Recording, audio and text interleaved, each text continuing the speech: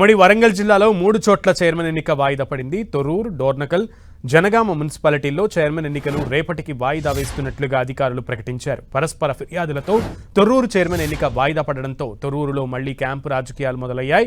అటు డోర్నకల్ మున్సిపాలిటీ ఎన్నిక చివరి నిమిషంలో ట్విస్ట్ నెలకొంది. కాంగ్రెస్ కౌన్సిలర్లు ప్రమాణ స్వీకారానికి హాజరు కాలేదు. దీంతో కోరం లేకపోవడంతో వాయిదా వేస్తున్నట్లుగా అధికారులు ప్రకటించారు.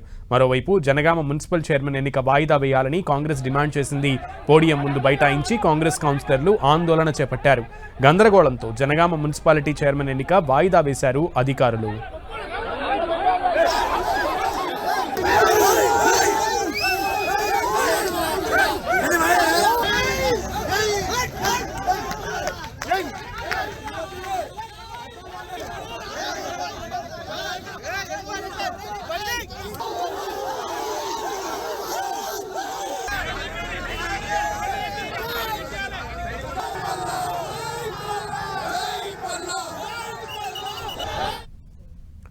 ఉమ్మడి వరంగల్ జిల్లాలో కొన్ని చైర్మన్ స్థానాల ఎన్నిక వాయిదా పడినట్లుగా తెలుస్తోంది. దీనికి సంబంధించి పూర్తి సమాచారం మా ప్రతినిధి కేకేని అడిగి తెలుసుకుందాం. కేకే,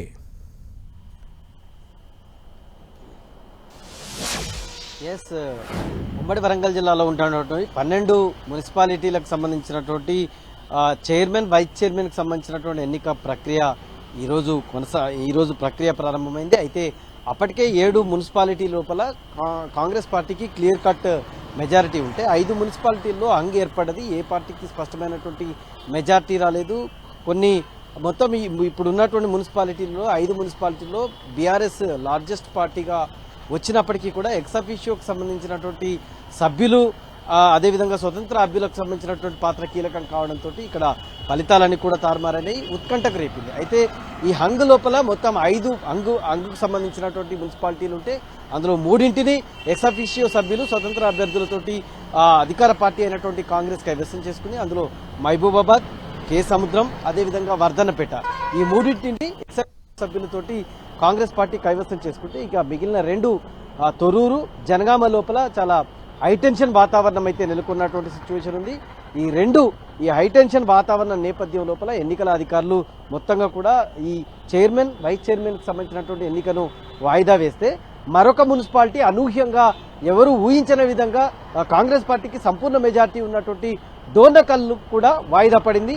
కనీసం అక్కడికి ప్రమాణ స్వీకారానికి కూడా అక్కడ గెలిచినటువంటి మొత్తం 15 వార్డులు ఉన్నాయి డోర్నకల్లో. అందులో 11 వార్డులను ఏకపక్షంగా కాంగ్రెస్ గెలుచుకుంటే వాళ్ళెవరు కూడా ప్రమాణ స్వీకారానికి హాజరు కాకపోవడంతో ఎన్నికల అధికారులు అక్కడ జరిగేటువంటి చైర్మన్, వైస్ చైర్మన్ ఎన్నికలు కూడా వాయిదా వేశారు. డోర్నకల్, జనగామ, తొర్రూరు ఈ మూడు చైర్మన్ అండ్ వైస్ చైర్మన్ ఎన్నికకు సంబంధించినటువంటి మున్సిపాలిటీల ఎన్నికను వాయిదా వేశారు. అటు జనగామ లోపల, తొర్రూరు లోపల తీవ్ర ఉత్కంఠ రేగినటువంటి సిచ్యువేషన్ ఉంది. జనగామ లోపల అక్కడ స్థానిక ఎమ్మెల్యేగా పల్లా రాజేశ్వర్ రెడ్డి బీఆర్ఎస్ పార్టీకి సంబంధించినటువంటి వ్యక్తి ఎక్స్ అఫీషియోగా ఉన్నారు. అదేవిధంగా అక్కడ మొత్తం 13 స్థానాలని బీఆర్ఎస్ కైవసం చేసుకుంటే అదేవిధంగా కాంగ్రెస్ కూడా 12 స్థానాలను గెలుచుకోవడం, తనకు సంబంధించిన అలయన్స్ పార్టీ అయినటువంటి సిపిఎం తోటి 13 స్థానాలను గెలుచుకుంటే అక్కడ 4 స్వతంత్ర అభ్యర్థుల పాత్ర కీలకమైంది. అందులో 2 బీఆర్ఎస్కి పార్టీకి సపోర్ట్ చేశారు, 2 కాంగ్రెస్ పార్టీకి సపోర్ట్ చేశారు. మొత్తం 15 సమం కావడంతో ఇంకా ఎక్స్ అఫీషియో సభ్యులకు సంబంధించినటువంటి విషయం దాకా వెళ్ళినప్పుడు అందులో ఎంపీ కాంగ్రెస్ పార్టీ వైపు కాంగ్రెస్ పార్టీకి చెందిన వ్యక్తి అయితే ఎమ్మెల్యే బీఆర్ఎస్ పార్టీకి సంబంధించినటువంటి వ్యక్తి కావడంతో 16 సమంగా అవడం ఒక టెన్షన్ క్రియేట్ అయింది.